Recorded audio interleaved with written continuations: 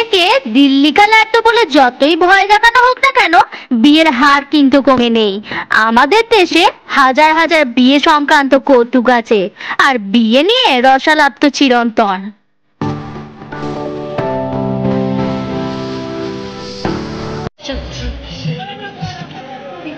চলো ছবি কিনে নাও। খুব সুন্দর ঘরটাতে পাল্টিয়ে দিবি, ঘরটাতে পাল্টিয়ে দিবি, সাজিয়ে দিলাম। ও সবাইকে দিকে সাজানো, ওটাকে সাজিয়ে লাস্টে একটু ধন্যবাদ। তখন বেরোতে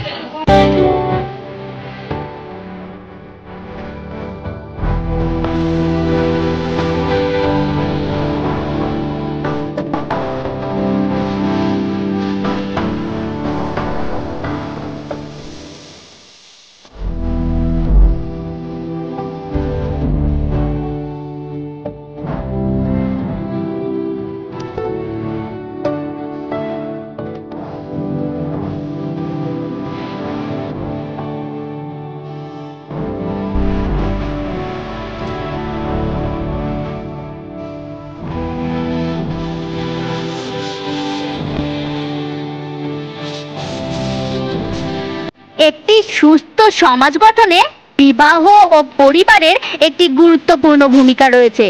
আক্ষরিক অর্থে বিবাহ হলো এমন এক সামাজিক বন্ধন বা বৈধ চুক্তি, যার ফলশ্রুতি হিসাবে দুজন মানুষের মধ্যে দাম্পত্য সম্পর্ক স্থাপিত হয়। দাম্পত্য জীবন যত সুখের ও শান্তির হবে, ততটাই একটি পরিবারের শ্রী ও সমৃদ্ধি বৃদ্ধি পায়। একটা সুন্দর বিয়ে এমন কিছু নয় যা খুঁজে পাওয়া যায়, বরং তা বানিয়ে নিতে হয় এবং সারা জীবন তা চালিয়ে যেতে হয়।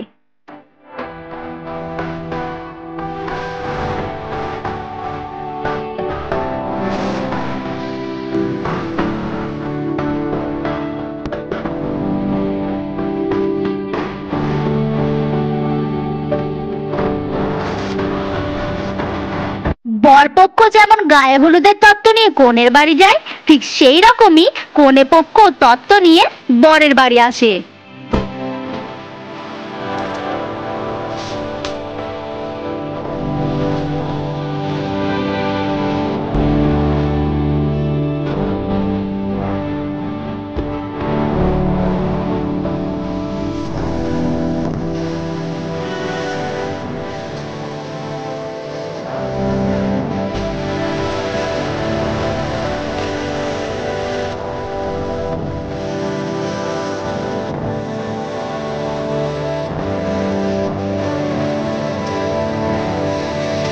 বিয়ের পর দিন জামাই বাজার থেকে বড় মাছ কিনে আনে, বউয়ের হাতে রান্না খাওয়ানো হয় আত্মীয়দের। সে অনুষ্ঠানের নামও আছে আমাদের সমাজে, মাছ ভাত। এটা অবশ্য নতুন বউয়ের হাতে রান্না খাওয়ার একটা কৌশল।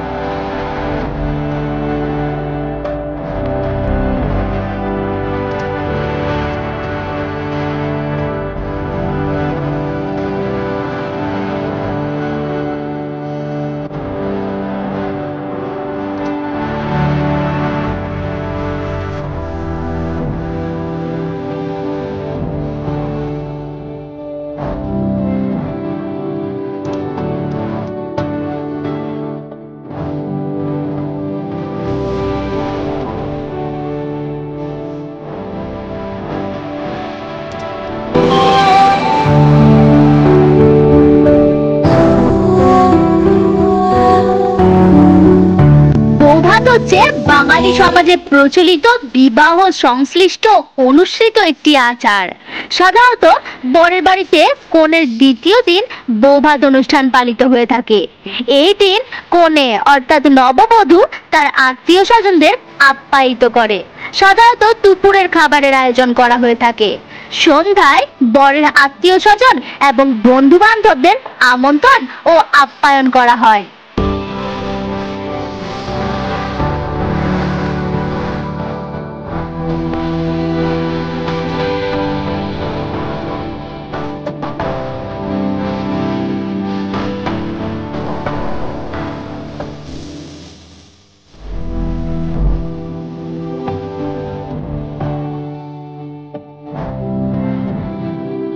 ভালোবাসা হোক আর দায়িত্ব, সবটাই দুতরফের সমান সমান হওয়া উচিত। মানে স্ত্রী যেমন স্বামীকে ভালোবাসা ও সম্মানে ভরিয়ে রাখবে, স্বামীরও উচিত স্ত্রীকে যোগ্য সম্মান দিয়ে ভরিয়ে রাখা। যেন তার একবারের জন্য মনে না হয় যে সে বাপের বাড়িতেই ভালো ছিল, বরং তাকে সকলের এতটাই ভালোবাসা দেওয়া উচিত যেন তার মনে হয় আমি এখানে বাপের বাড়ির থেকেও ভালো আছি।